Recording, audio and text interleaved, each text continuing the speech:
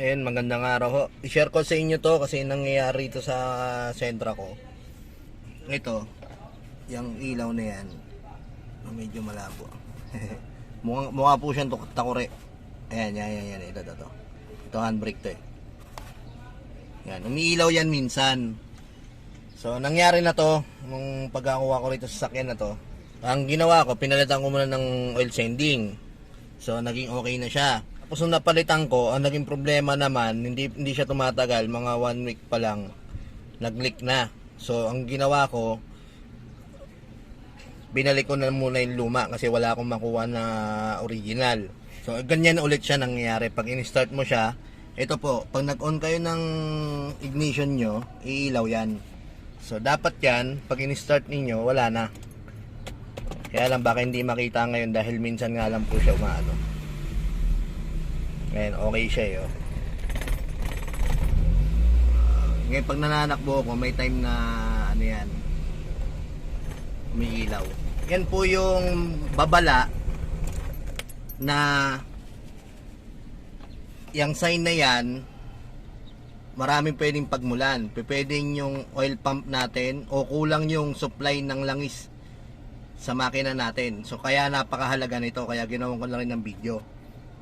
Marami na hong pwedeng pagmulan yan. Pwedeng oil pump, baradong strainer, kulang sa langis. Tapos isa sa ano, yung oil sending unit.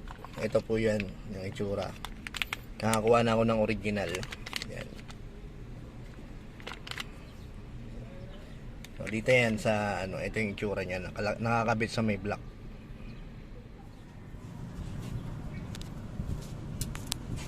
Ayan, pasensya na, medyo ano lang eh, ang hirap lang kunan ng video, pero ito siya. Ayan, nakakabit yan sa block.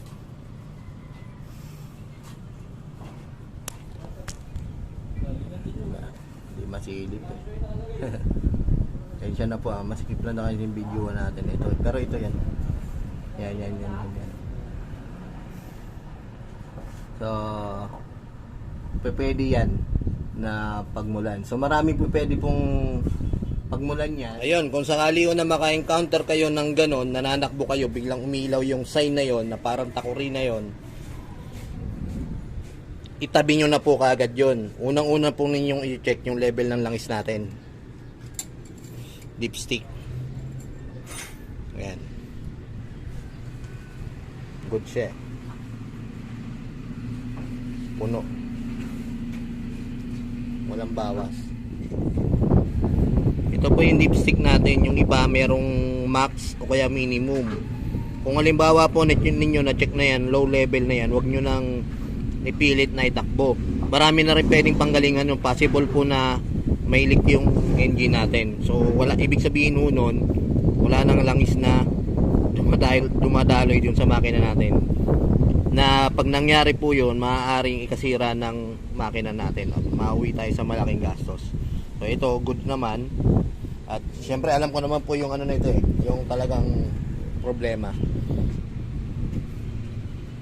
Eh yung ano nito, binaba po namin yung makina nito eh. Kaya nakakasigurado ako na yung strainer ng oil pump natin at yung oil pump walang problema.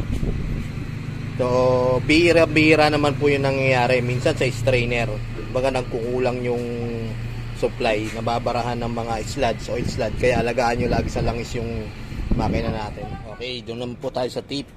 Halimbawa, tireman, tip naman dyan. Kung sakaling baka mangyari sa amin yan, anong mga pwede namin gawin. Okay, ganito yun sir ha, mga sir, tsaka ma'am. Pag umaandar po yung makina nyo, biglang lumabas yung ilaw na yan, itabi po ninyo. Okay?